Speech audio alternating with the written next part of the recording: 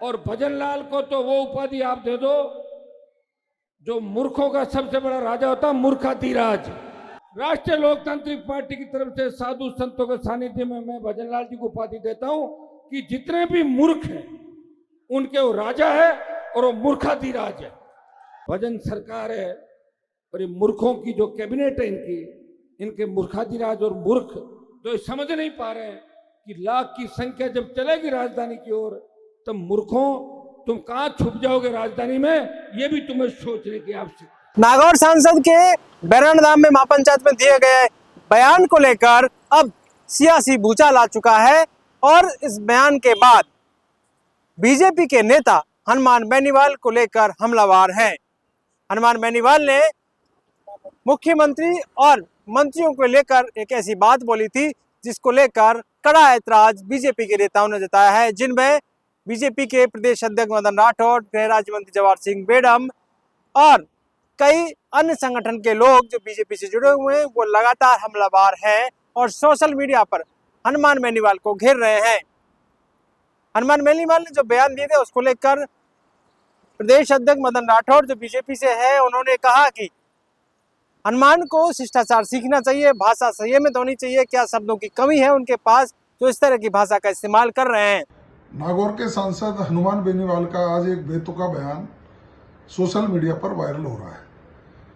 उन्होंने उस बयान में माननीय मुख्यमंत्री जी के बारे में जिस तरह की भाषा बोली है, पूरे मंत्रिमंडल के बारे में जिस तरह की भाषा बोली है, उससे लगता है कि जो पूरे राजस्थान की जनता अब कहने लगी है कि आप शायद मुझे लगता है कोई नशे पत्ते में पूरा चूर होकर के इस तरह की बातें बोलते हो।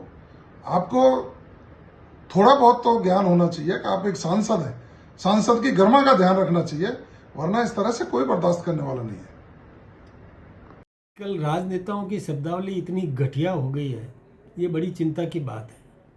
आज हनुमान बेनीवाल जी ने जो कुछ भी बोला राजस्थान के मंत्रियों के लिए और मुख्यमंत्री जी के लिए, बड़ी चिंता होती है कि क्या हो गया है इनकी अकल को।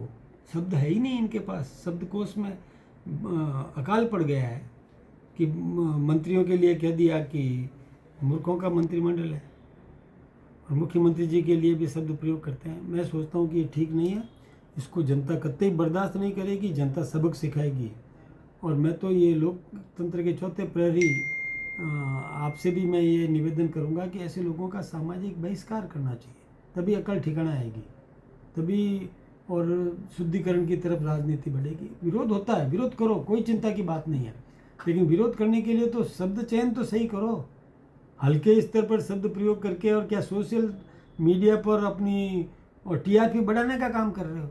ये इससे टीआरपी बढ़ती नहीं है, प्रतिष्ठा धूमिल होती है। जनता इसका सबक सिखाएगी, एक बार तो सिखा भी दिया और सिखा देगी। Thank you. आज हनुमान बेनीवाल ने जिस प्रकार की भाषा का उपयोग राजस्थान के यशस्वी मुख्यमंत्री आदरणीय भजनलाल जी के लिए किया है वो अत्यंत निंदनीय है। हनुमान बेनीवाल की पत्नी को विधानसभा चुनाव में हराने का काम राजस्थान की भारतीय जनता पार्टी की सरकार ने किया, आदरणीय भजनलाल जी के नेतृत्व में किया। लगातार सुनने का आंकड़ा तक पहुंचाने का काम उनको राजस्थान के यशस्वी मुख्यमंत्री जी ने किया। इसलिए वो अभी मानसिक दिवालियापन के शिकार हो चुके हैं। उनके पास किसी भी प्रकार का कोई जनाधार बचा नहीं है। अपने खुद के कार्यकर्ताओं के लिए गाली गलौज करना, खुद की पार्टी के नेताओं के लिए गाली गलौज करना और जो मन करे वैसी अभद्र भाषा का उपयोग करके, मुझे लगता है कि वो इस समय अपने मानसिक दिवालियापन का शिकार हो गए और आने वाले समय में मुझे लगता है कि उनको किसी मनोरोगी चिकित्सक को दिखाने की भी आवश्यकता मुझे लग रही है। मैं इतना ही कहना चाहूंगा, हनुमान बेनीवाल को अपने बलबूढ़ेपन को सुधारना चाहिए। राजस्थान की जनता, राजस्थान में महिलाएं भी हैं, राजस्थान में बुजुर्ग भी हैं और जो राजनीति में एक संयमित भाषा होनी चाहिए उसका उपयोग हनुमान बेनीवाल को करना चाहिए। नहीं, अब आने वाले समय में ईंट का जवाब उनको पत्थर से मिलने वाला है। धन्यवाद। नमस्कार। जैसा कि आप सबको मालूम है, कल दादू दयाल बैराना धाम पर जिस प्रकार से आरएलपी के नेता हनुमान बेनीवाल जी ने प्रदेश के यशस्वी मुख्यमंत्री भजनलाल शर्मा जी पे अशोभनीय भाषा का उपयोग किया है, उसका हम पुरजोर तरीके से विरोध करते हैं। दादू दयाल धाम का राजस्थान सरकार और हम सभी लोग सम्मान करते हैं। हम चाहते हैं कि वो क्षेत्र विकसित हो, लेकिन जब विकास उस क्षेत्र में पहुंच रहा है तो कुछ लोगों को ये पच नहीं पा रहा है। और हम चाहते हैं कि दादू दयाल धाम के आसपास के क्षेत्र के लोगों को रोजगार मिले, उद्योग मिले, नौकरियां मिले, वहां की जमीनों की कीमत बढ़े, वहां तक सड़क पहुंचे, हॉस्पिटल पहुंचे। ये सब बातें ये लोग पचा नहीं पा रहे हैं। कल जिस प्रकार से प्रदेश के यशस्वी मुख्यमंत्री भजनलाल शर्मा जी पर जो टिप्पणी की गई है, जो अमर्यादित भाषा का उपयोग किया गया है, मैं उन सब लोगों से पूछना चाहता हूं, क्या सहज होना, समझदार होना, सरल होना मूर्खता है? क्या युवाओं को नौकरी देना मूर्खता का काम है? क्या किसानों की किसान सम्मान निधि बढ़ाना मूर्खता का काम है? क्या पेपर चोरों को पकड़ना मूर्खता का काम है? क्या अपराधियों में भय व्याप्त करना मूर्खता का काम है? क्या गांवों को विकास के साथ में जोड़कर वहां तक एक्सप्रेस वे, वहां तक उद्योग, कल कारखाने और हॉस्पिटल पहुंचाना मूर्खता का काम है? तो मैं निश्चित रूप से कहूंगा कि हमें ऐसा ही मुख्यमंत्री चाहिए। ऐसा मुख्यमंत्री जो आम जनता के बीच में रहकर आम जनता की समस्याओं को सुनने का काम कर रहा है। समझदारी, सरलता और सक्रियता अगर मूर्खता है तो अहंकारी और अशोभनीय भाषा का उपयोग करने वाले लोगों को क्या संज्ञा देनी चाहिए, ये आप सब लोगों को सोचने का विषय है। जय हिंद, जय भारत। ये पहली बार नहीं है जब इस तरह की भाषा बोली गई है। इससे पहले भी कई तरह की भाषाओं को लेकर दोनों ही पार्टी और हनुमान बेनीवाल को लेकर अलग अलग प्रतिक्रिया सामने आई है।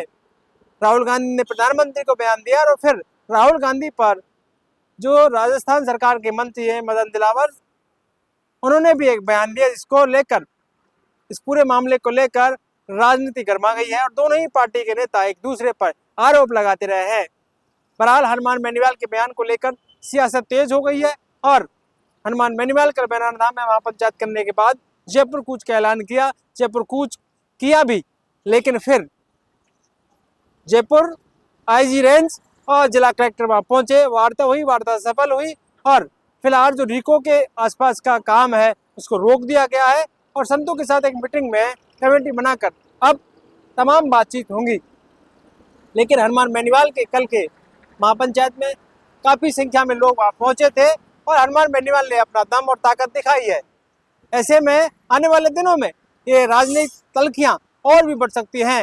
हनुमान बेनीवाल के बयान को लेकर जिस तरह से अब बीजेपी के नेता लगातार काउंटर अटैक कर रहे हैं, उससे तो लगता है कि राजस्थान की गर्मी में सियासत की उबाल भी देखने को मिलेगी। पॉलिटिकल पंचायत के लिए कैमरामैन राकेश के साथ दशरथ सिंह।